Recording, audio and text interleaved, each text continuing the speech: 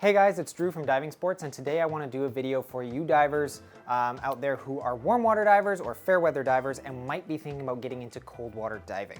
Before I get started, I just want to remind you guys to like the video and leave a comment. If there are any questions you guys have, please use the hashtag AskDrew. I can see your questions easier that way and I can respond directly to you.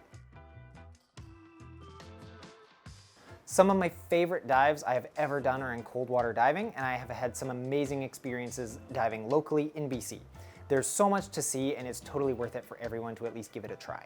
Now to start, I will say that obviously cold water diving is very different from warm water diving. That should sound obvious, but I do actually get that question a lot from different people. The most obvious is the temperature.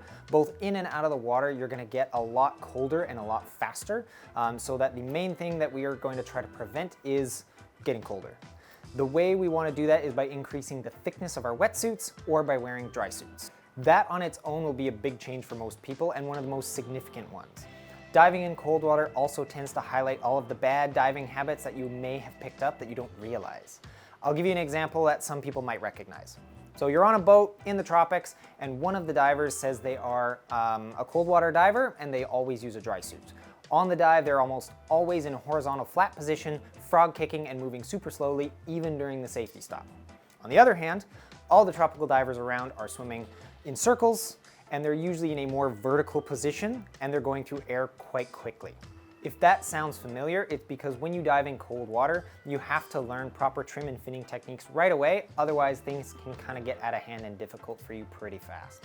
You also have to learn proper buoyancy control really quickly because when you dive with the amount of weight that you need to sink you in a thick, buoyant, wet or dry suit, you need to tend to compensate a lot more with your buoyancy device. This means that if you always dive overweighted or without adding enough air, usually because people are a little bit scared of an uncontrolled ascent, and you swim with your feet down, you'll run out of air pretty quickly because of all the extra effort that you have to put in.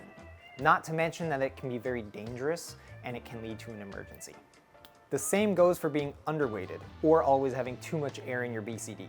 If you always swim with your feet above your head and you're pointing downwards, you're always going to be struggling constantly to not go to the surface anytime you stop moving or you ascend a meter or a couple of feet. Okay, so body positioning, weighting, buoyancy control are things most people have to adjust to, but so is exposure wear itself. Thick wetsuits and dry suits are big and bulky, plus you usually have to wear a thick neoprene hood and some gloves to stay warm. That means you're going to lose a lot of mobility, dexterity, and streamlining. Streamlining is going to depend on your body position, controlled movements, and proper gear setup.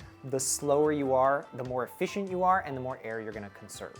It can also be difficult getting used to wearing all that stuff, so you always want to remember to take things slow, literally, and build your comfort level on easy shallow dives before going off of the literal deep end. The other thing many warm water divers have a hard time adjusting to is the overall diving conditions, specifically visibility.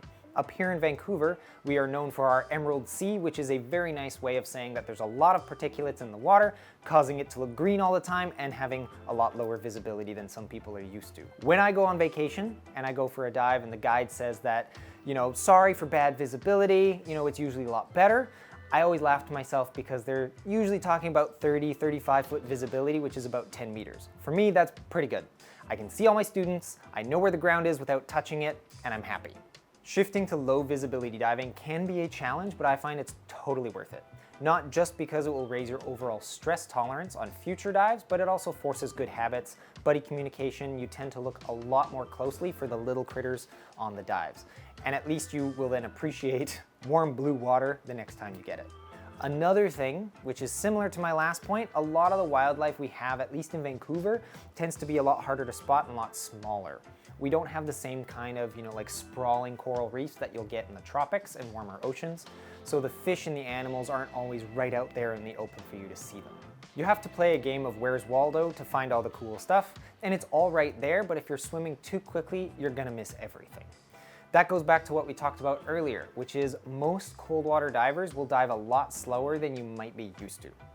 Partly to make life easier and conserve air, but also because if they don't, they will miss the nudibranchs, the camouflaged octopus that are sitting on walls and stuffed into cracks. One of the last things that you will notice is how tired people get.